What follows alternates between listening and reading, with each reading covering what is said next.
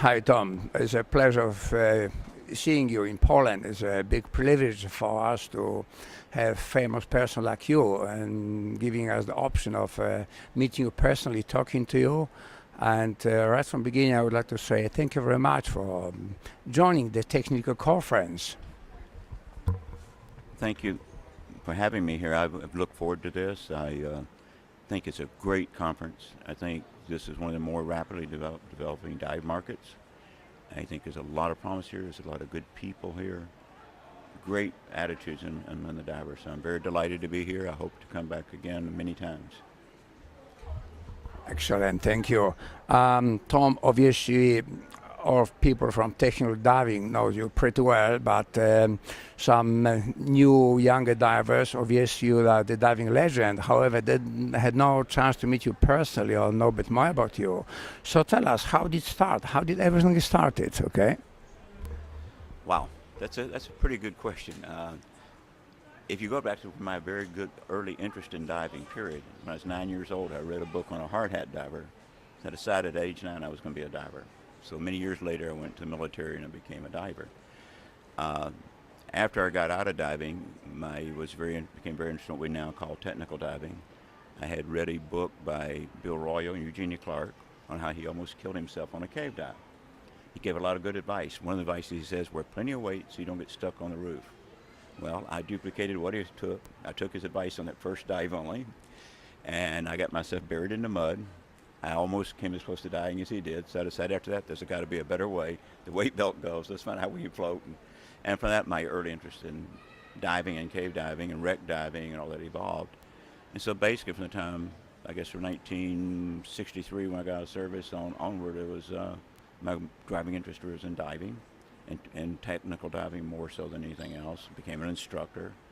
I became an instructor because I walked in somebody's shop and I showed them my card from diving and they said, oh, you guys only know how to swim fast, so I became an instructor just because I wasn't going to go do some 2-hour course after doing that. But then we formed NACD many years ago in 1968, which is probably USA's early cave diving group. It's not as early as the British Cave Diving Group, but it was very good. And from there, many other organizations involved, and so then I got interested in everything. I was lucky enough to be born at the right time, evolved through diving. So I was involved in early development of technical diving. I'm involved in early development of CCR diving. I'm excited about where diving is going, the technology. And then in 1985, when Dick introduced Nitrox to the diving community and formed IAND, we expanded it. He brought me aboard. We expanded INTD, and first people to teach trimix diving, first people to teach multi-levels of trimix diving, and then CCR diving and rebreathers overall. So I've just been very privileged to be at the right place at the right time. Well, this is definitely very impressive background. I mean, I'm sure a lot of young people would like to follow up this route. And tell us, please, are you still actively diving? Are you still diving? Oh yeah, I'm still diving all the time. I still enjoying deep wrecks, deep caves. Uh, this year's been a lean dive. I only put a couple hundred dives in so far this year, and which is a pretty good amount of diving. But I do a lot of travel diving, so that's it. And I do a lot of diving in spurts when I travel, so that helps a lot. So yeah, still diving, mostly rebreather. Well, Tom, meeting you many years ago in America, talking to you, I remember that you were seriously involved and you obviously you were master in martial art. How does it, how would you compare that, well, not really compare, how would you apply into the diving? Reading your book, there's a lot of statement, a lot of methodical thoughts in terms of martial art. Was really that big help in technical diving? I think the attitudes, the mental discipline, martial arts is great for diving because you have the same type of disciplines. You learn to focus, you learn to meditate, you learn to control your energy flow in your body. And these are all things you need, one, to be relaxed in a technical dive.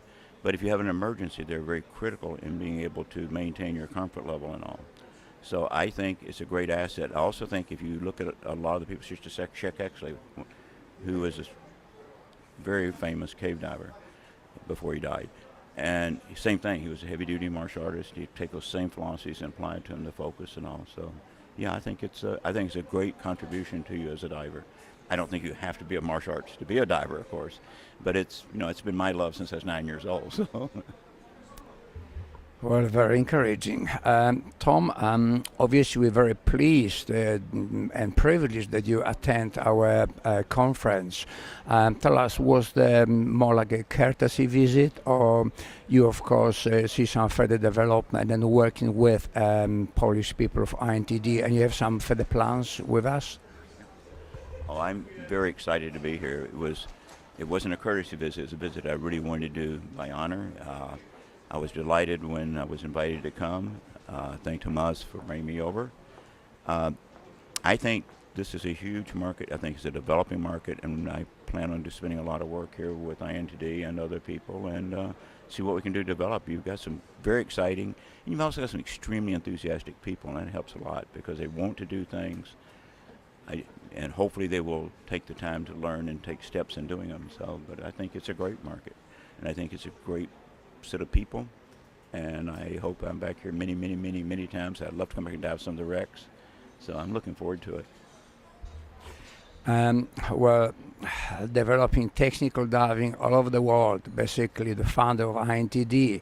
Tell us from your own experience, what your advice would be to the Polish INTD members? What your recommendation would be to people? How should we get bigger? How should we get safer? How should we develop here? Okay, there's several things I recommend to budding technical divers, and one, as you go through your training, be careful to take your training, and also take time at each level. The way your training structure up is a lot of people tend to go A, B, C, D, and just go through all the courses. And what you should do, let's say like you go through an advanced nitrox course or something of that nature, which is kind of an introduction into technical diving. Go out and do several dives. Don't just jump to the next level. Make sure you get enough dives and enough comfort at that zone. At that point, 10, 20, 30 dives later, and assuming you have the total diving background too, then to make the next step, normoxic trimix, and get used to that, and just keep advancing along those lines. But dive each level until you're comfortable at it, you're knowledgeable. Don't be in a rush to get too far along too fast, because that shortcomes your own personal training, which is just as important as the training you get in the classroom. If the classroom gives you the foundation, then you need to go out and dive and develop that technique like you did. You went out, you dived, you did training, but you went out and dove and dove and dove, and that way you have the background. So if you did elect to do something in addition, then you were ready to digest that and move to another level because you're very comfortable reflex-wise in what you did before.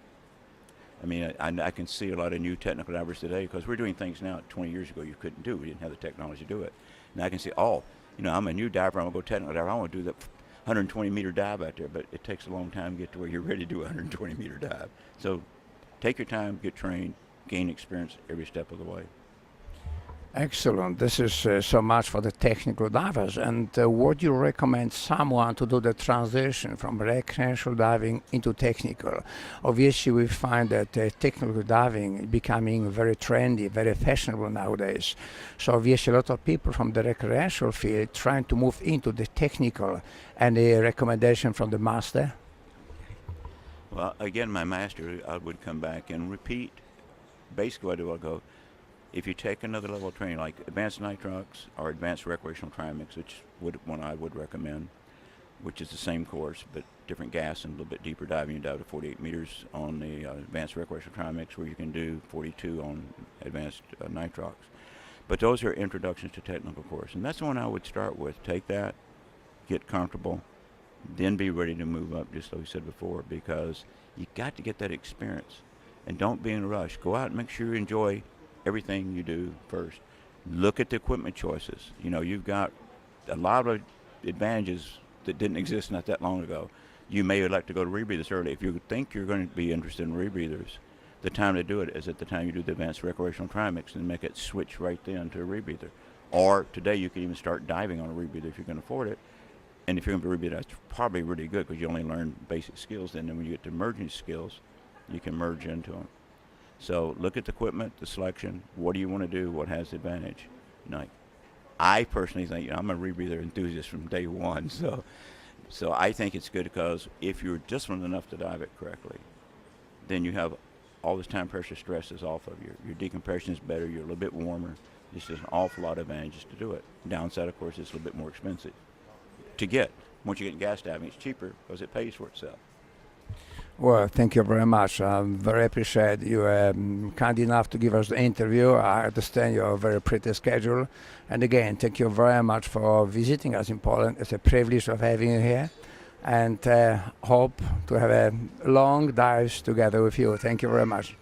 Thank you very much. It was great seeing you again, too. It's been a while. Okay, thank you. Okay, bye-bye.